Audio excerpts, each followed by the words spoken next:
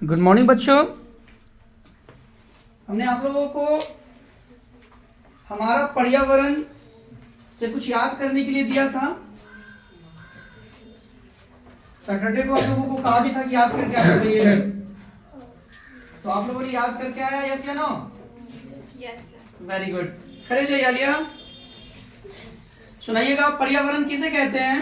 चारों तरफ पाए जाने वाले पेड़ पौधे और निर्जीव वस्तुएं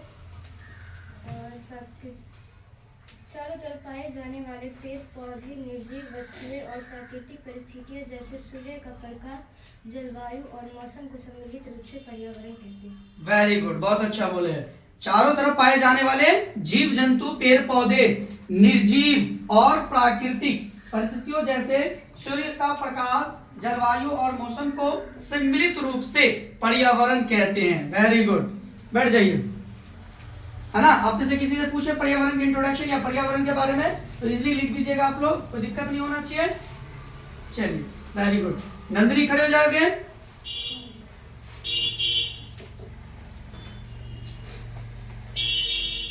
परितंत्र और इसके संगठन के रिलेटेड कुछ बताओगे? जीवमंडल एक व्यापक सतह, इसके अंतर्गत पृथ्वी की ऊपरी परत एवं वायुमंडल और जीवधारियों की सभी जातियां सम्मिलित होती हैं, जो समुद्र तल से 600 मीटर ऊपर एवं 10,000 मीटर नीचे तक के संपूर्ण क्षेत्र में निवास करती है। पृथ्वी की अधिकांश जगह एवं स्थलीय क्षेत्र में जीवन उपयोगी दशाएं पाई जाती हैं। वे सभी क्षेत्र जो जीवधारियों की उत्पत्ति एवं पालन पोषण करते हैं सम्मिलित रूप से जीवमंडल कहलाते हैं। वेरी गुड, बहुत अच्छा बोले हो। बैठ जाओ। Very good. आप खड़े हो जाइएगा मंतशा।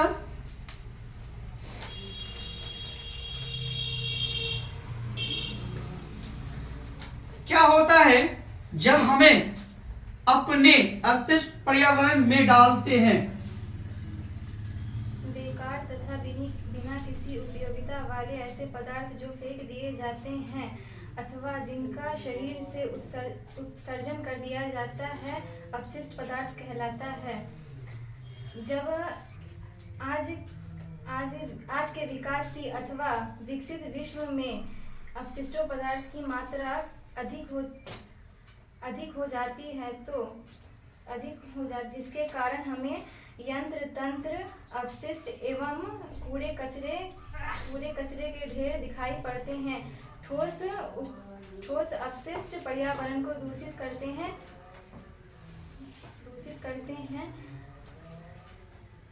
चलिए, वेरी गुड, बहुत अच्छा बोले। बैठो।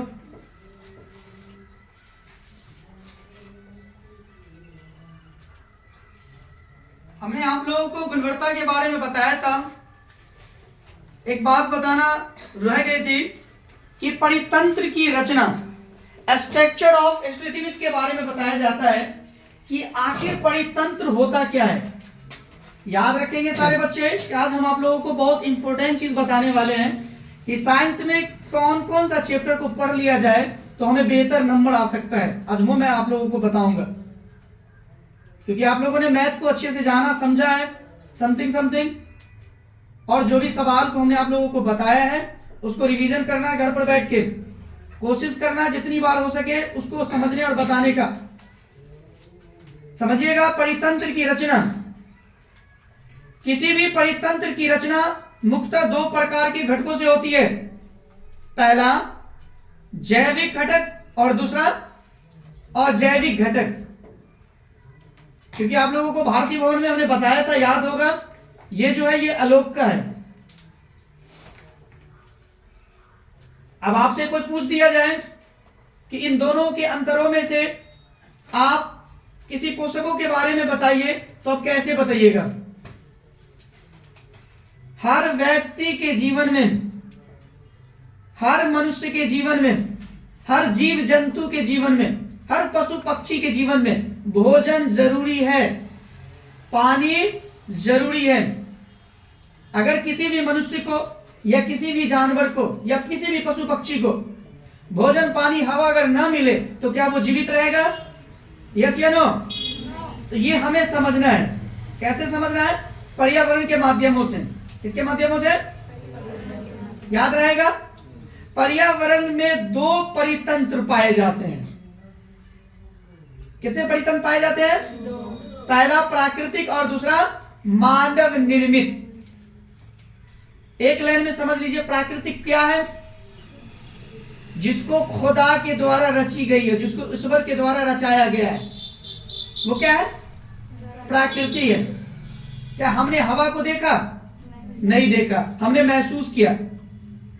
कोई तो हवा को नहीं देख सकता, तो हवा क्या है? प्राकृति है। जब पानी आसमान से निकलती है, बहती आती है, तो ये प्राकृति है कि यह मानवती है? प्राकृति है। इस मकान को किसने बनाया? ये प्राकृति है, मानवता है? मानव ने बनाया। तो ये दो है, पहला क्या है? प्राकृतिक, दूसरा अब समझने की कोशिश कीजिएगा।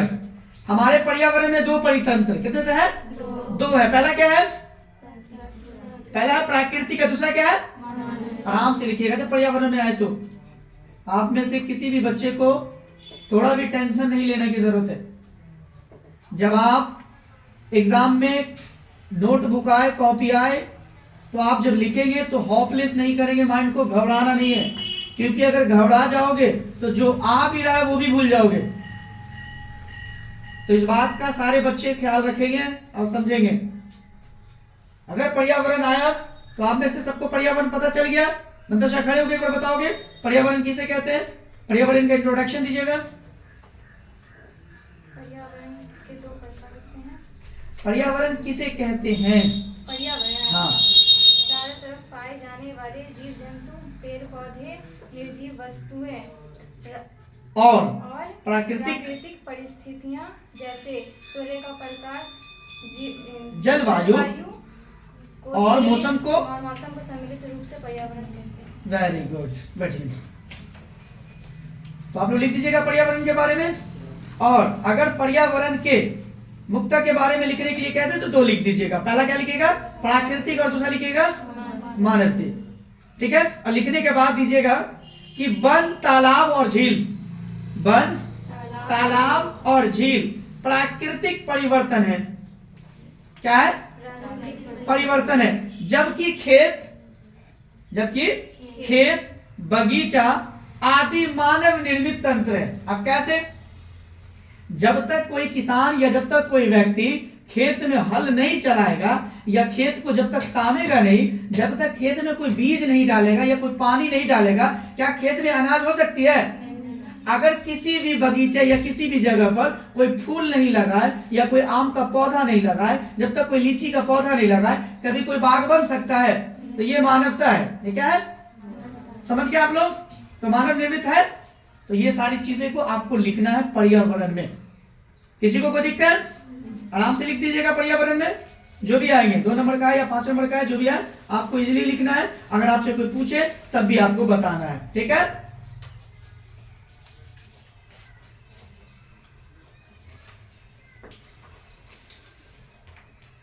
आप लोग का जो अगला टॉपिक है वो है परितंत्र के घटकों में संबंध और जीवभार।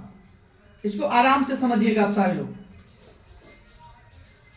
मैं बहुत आराम से बोल रहा हूं। अगर आप में से किसी को लिखना हो तो वीडियो के माध्यम से आप लोग लिख लीजिएगा। फिलहाल आप लोग समझिए। परितंत्र के घटकों में संबंध और जीवभार।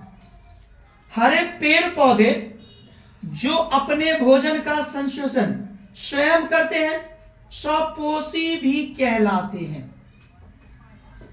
अगर आया तो क्या बोलिएगा? परितंत्र के घटकों में संबंध और जीवभार।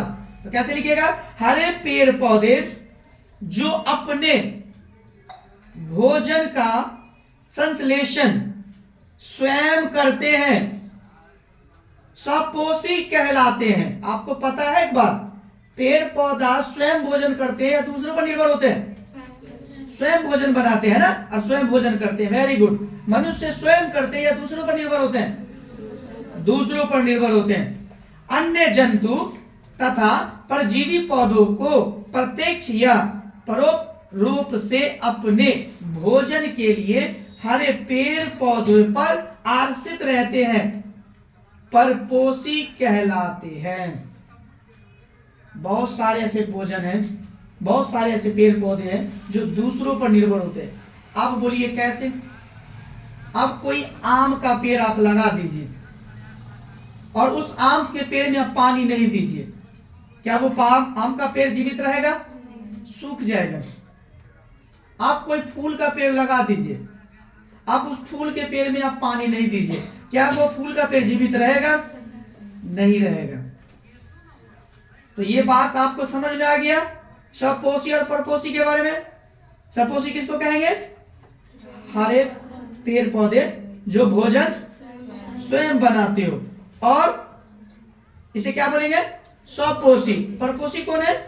जो पेड़ पौधे स्वयं भोजन नहीं बनाते हैं उसको क्या बोलेंगे? याद रहेगा आप लोग को, एकदम आराम से लिखना है अपने शब्दों में, किसी को हॉपलेस या किसी को घबराने की जरूरत है नहीं, एकदम अपने शब्दों में लिखिएगा, बहुत बेहतर से लिखाएगा। एक और टॉपिक है आप लोगों का जिसका नाम है आहार जाल, जिसको इंग्लिश में कहते हैं फूड वेब। समझिएगा,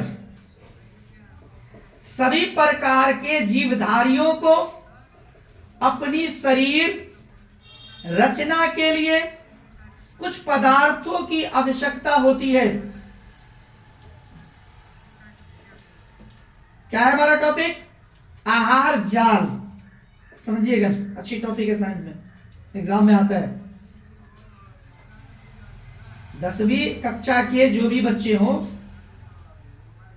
वो कुछ टॉपिक है जिसको अगर पढ़ ले या समझ ले तो एग्जाम इजीली निकाल लेगा वो। मैं इस टॉपिक के बाद बताऊंगा, इसको सुन लीजिए आप लोग। आहार जाल सुन लीजिएगा तो तुरंत समझ में आ जाएगा। सभी प्रकार के जीवधारियों, सभी प्रकार के, कोई एक प्रकार नहीं, सभी प्रकार के जीवधारियों को अपनी शरीर रचना के लिए कुछ पदार्थों की आवश्यकता होती है और शरीर की प्रक्रिया के लिए ऊर्जा की आवश्यकता होती है। कोई भी व्यक्ति बिना भोजन खाए या बिना पानी पिए ऊर्जा उत्पन्न कर सकता है? नहीं कर सकता है। समझिएगा, सभी प्रकार के जीवधारियों को अपनी शरीर रचना के लिए कुछ पदार्थों की आवश्यकता होती है और शरीर की प्रक्रियाओं के लिए ऊर्जा की आवश्यकता होती है। भोजन के माध्यम से इन दोनों पदार्थ एवं ऊर्जा को आपूर्ति परिवर्तन कहते हैं। हरे पेड़ पौधे कार्बन डाइऑक्साइड, कार्बोहाइड्रेट, प्रोटीन तथा कार्बोहाइड्रेट नहीं होगा, क्या होगा?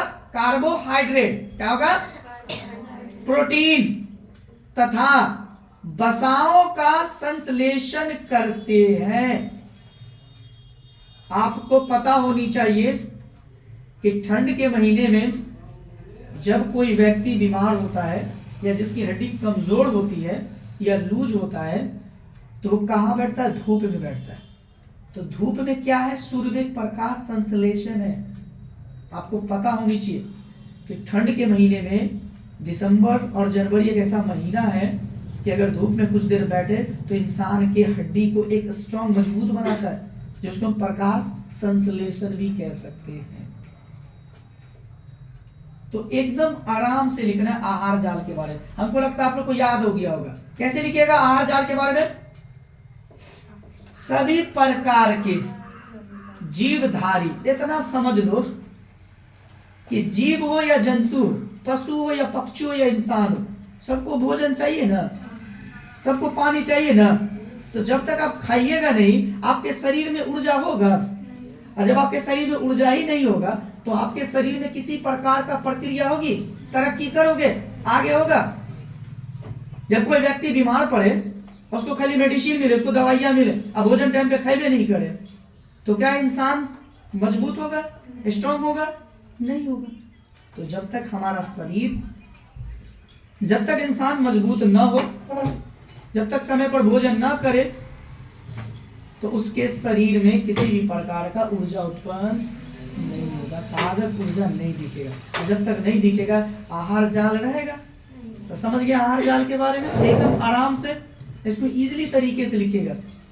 और याद रखें कि जो पढ़ कर जाया करते हैं घर पर, कुछ मत काम किया कीजिए। कम से कम 1 से 2 घंटा आप लोग जिसको हम पढ़ाते हैं या जिसको समझाते हैं, जिसको लिखाते हैं, उसको जाकर लिखें, पढ़ें, देखें और उसको लिख लें।